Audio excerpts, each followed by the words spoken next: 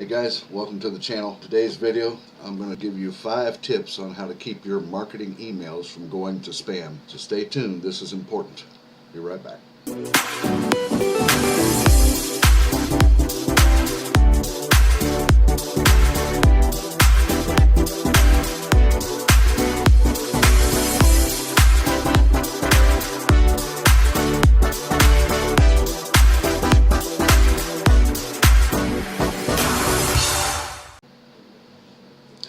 Hey guys, welcome back to the channel.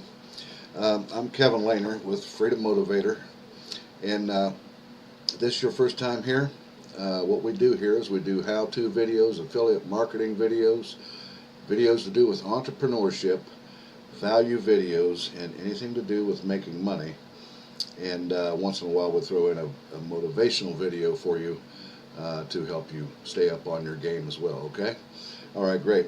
And also, if this is your first time here, make sure you reach down there and mash that subscribe button.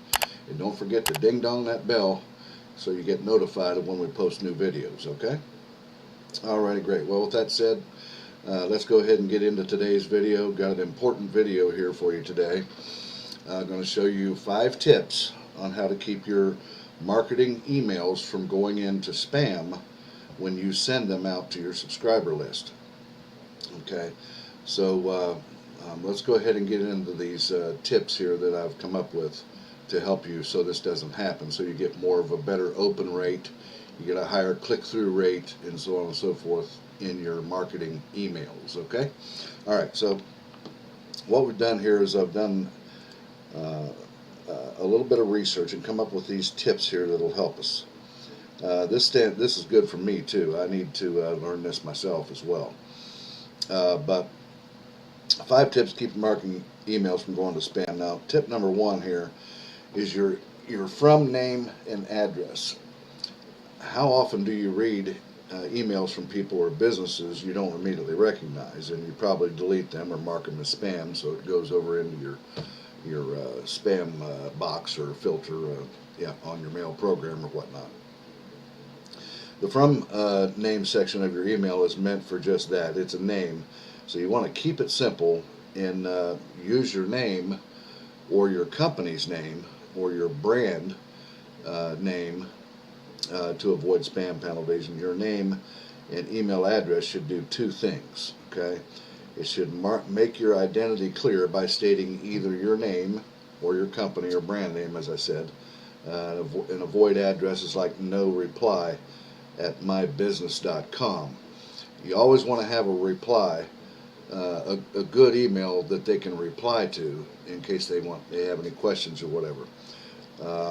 Something without a decent or working email address, such as the no reply at mybusiness.com, something along that line, that's a clear flag that could cause your mails to get thrown over into someone's spam filter and not make it to your customer or your recipient.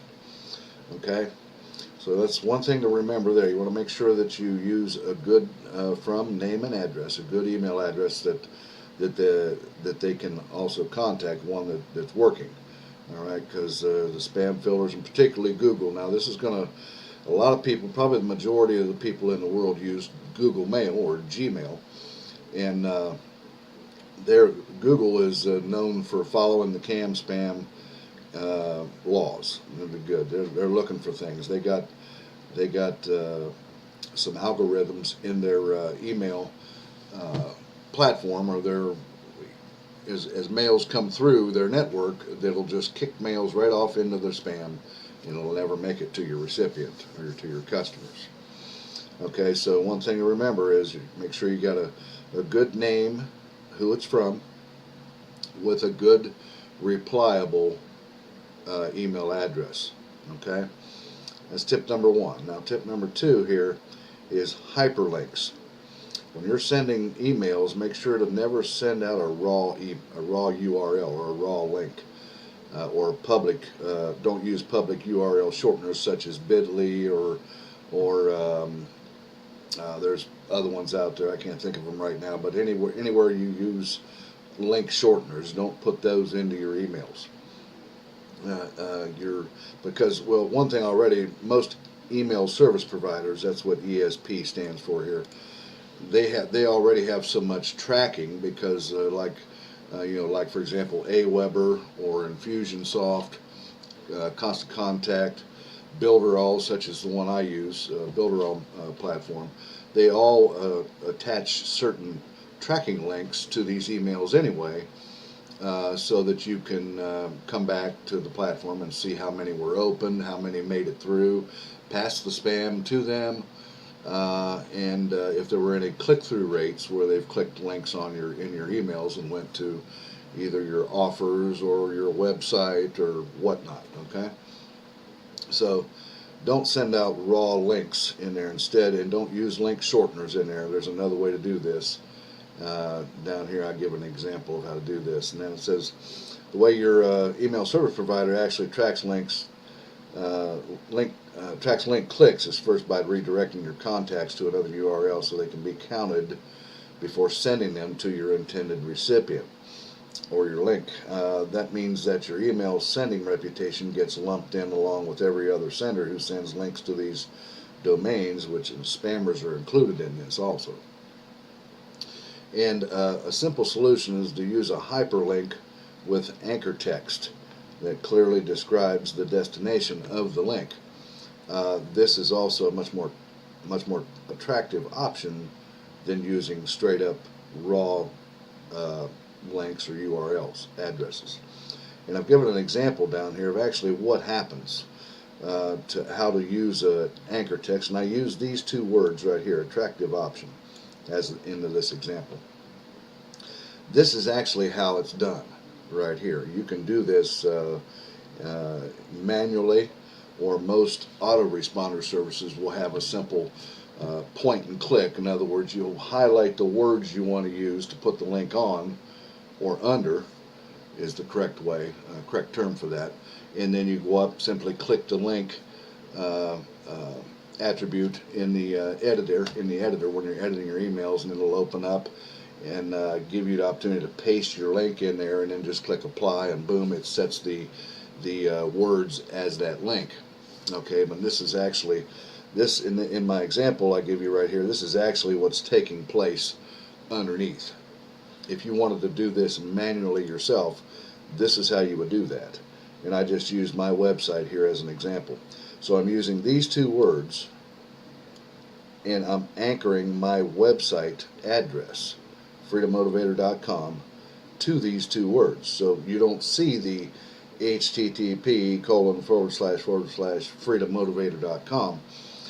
What you see is attractive option, and then you just have words connected to it, like if you'd like to see more about this, click here, or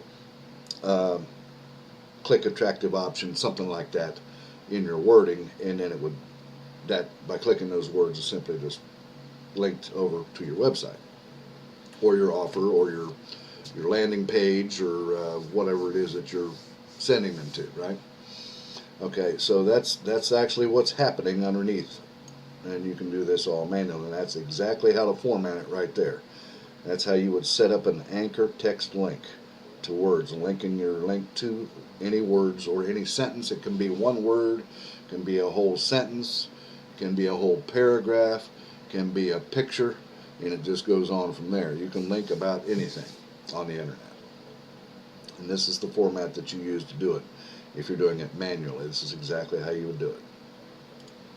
Alright, now let's talk a little bit about canned spam. The government that set up so that, because people years ago were complaining so much about getting so much spam, and then you've seen it over the years where it's just gotten more and more security online to keep so much spam from reaching people's inboxes and stuff, because there were so many people complaining about it. Well, back in 2003, the United States government passed a law sending unsolicited email illegal. But it still allows for unsolicited mail to be sent under these conditions here. The sender's physical address is listed in the footer of the message. Now, most of your autoresponders, if you're using an autoresponder in your marketing, to send mails like welcome emails and any kind of email sequence to your subscribers, the autoresponder services are required by law to have your address. That's why when you sign up for any autoresponder, you're going to be required to put your physical address into the system, so then they can attach that to the bottom of the emails.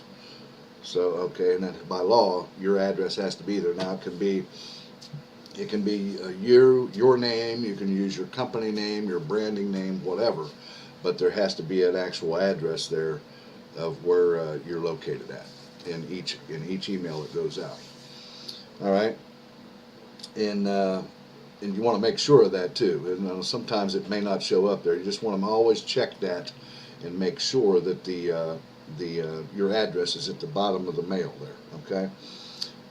Make sure there's no confusing or misleading subject lines, and make sure there's a clear and accurate from name, which we spoke about up here in tip number 1. Right. You want to make sure that you've got an accurate from name, either your name or your business or company name or branding name, and again, you want to make sure there's a good replyable email address in case they want to reply back. That's a definite for sure thing there. You want to make sure you have that in your emails. Okay, just repeating myself again there, but just make sure these things are important. If you want your mails to make it through to your recipients, your subscribers, you definitely want to pay attention here. Okay. All right. So this is the CAN-SPAM Act of 2003. And this is what the laws are. Now let's come down to tip number 3 here. Excuse me. Unsubscribing options. You want to make sure that all your emails now autoresponders are required by law to have in the footer of the email, there has to be an unsubscribe link there, and it will be there. And if it's not there, you need to make sure that it is before you send out your emails. Okay, but and this is kind of a positive thing about this. Believe it or not, the unsubscribe button is an email marketer's best friend. And the reason why is when contacts click the unsubscribe button at the bottom of your emails in the footer there, they're telling you that they're not interested in what you're sending. With them off of your list, if they unsubscribe, don't look at unsubscribing as a bad thing. It's actually a good thing. Okay, your average email engagement rate will improve because those people that want your emails are going to stay on your list, right? They're going to stay there if you're providing good value and good quality emails to them on a regular basis. They'll stay, but if they unsubscribe, that's fine. It just makes it better for you.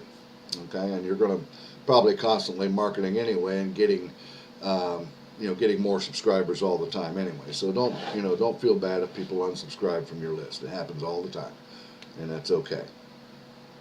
But anyways, with them off your list, your average email engagement rate will improve, which in turn will improve your placement in the inbox by showing the ISPs that people want your contact. That would be their internet service provider. See, so not only will Google or any of the other like Yahoo or Bing or whatever, if anybody has email addresses through them, MSN, Hotmail, whatever, kick these messages into spam for certain reasons. Also, your people's internet service provider, who provides them with an email address, will also they have spam filters too. Okay, and it can catch certain things too. So there's certain things you just need to pay attention to here to send in your emails so that doesn't happen. Okay, and so yeah, don't worry about unsubscribes. It's okay if they don't want to be there. That's fine. There's others that do. That's the way I look at it anyway. All right, now tip number 4: you want to avoid certain words in your emails, in your email, in the body of your email, the paragraphs that you're writing and the message that you're sending. You want to avoid words like "make lots of money," "guaranteed to make money" or "guaranteed to make lots of money," "business opportunity," "money-making opportunities" or "opportunity." Things along that line, words along that line have to do with making lots of money or something along those lines. You want to leave those type of words out of your emails. Instead, Here's a better way to do it, and it kind of gets the same message across, but only without using direct words like that to tip off spam filters or ISPs to spam mail and Google and that kind of thing. Rather, use something along the line of, like, for example, check out my link where I show you how you can succeed with this endeavor. That will more than likely get through the spam filter because there's no keywords there that tip them off to toss that mail into spam.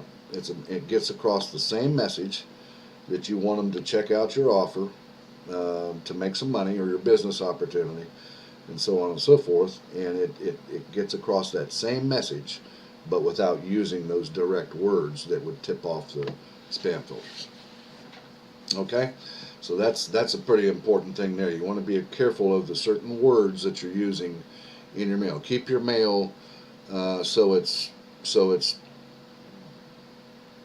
leading to what you want them to do, or the offer that you want them to see, but worded in such a way, even if you have to use a whole 2 sentences to get it across, but word it in a certain way, and then put your link in anchor text, like I showed you back up here before. You want to use your anchor text instead of using straight up links in there. Make sure you anchor text the link.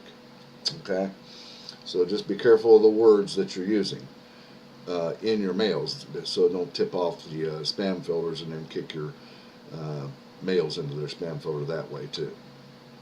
All right, now last tip number 5, which is okay to do here. You tell them normally in your welcome email, when you send a welcome email to a new subscriber, you want to make sure that you tell them in the mail to make sure that they whitelist your email too, so it doesn't go into their black mail or their spam or whatever.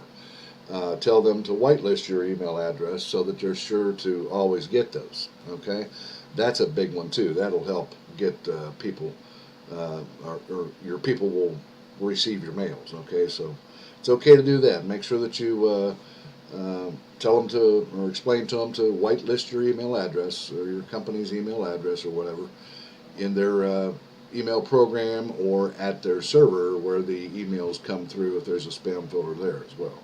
Okay?